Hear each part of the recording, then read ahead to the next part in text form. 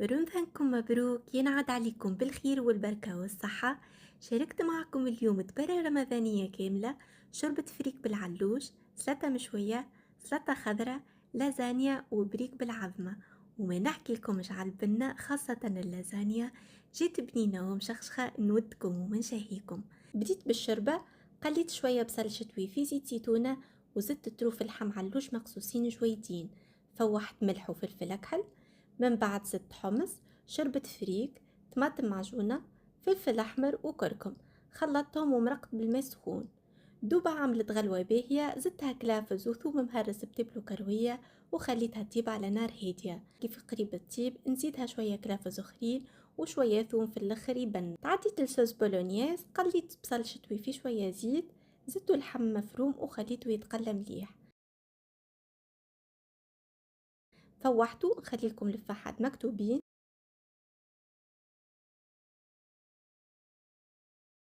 زدت طماطم معجونة، وإذا عندكم مهروس نجمو تحطوا.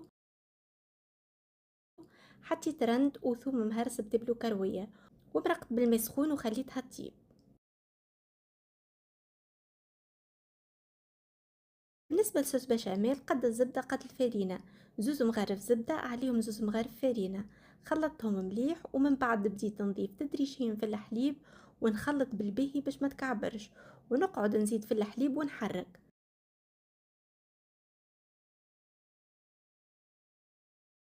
نخليها تطيب، وكيف تغلي نزيدها نواد موسكاد، فلفل أكحل ورشة ملح، ونخليها تزيد تخثير.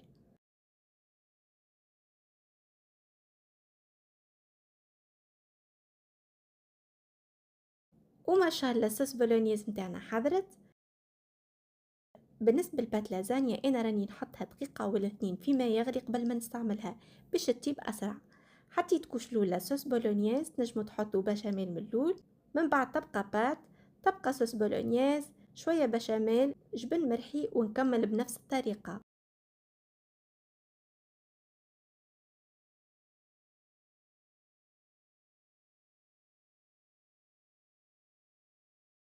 وفي الاخر نغطيها بصوص بشاميل، ونشخشخها بالجبن، ونحطها تطيب في الفرن على 180 درجة 40 دقيقة تقريبا لين تولي غراتيني. البريك عملته بطاطا مع نص مذبل، جبن مرحي، تن وعظمة، قصيت سلطة فقوس وطماطم وبصل، وعملت سلطة مشوية.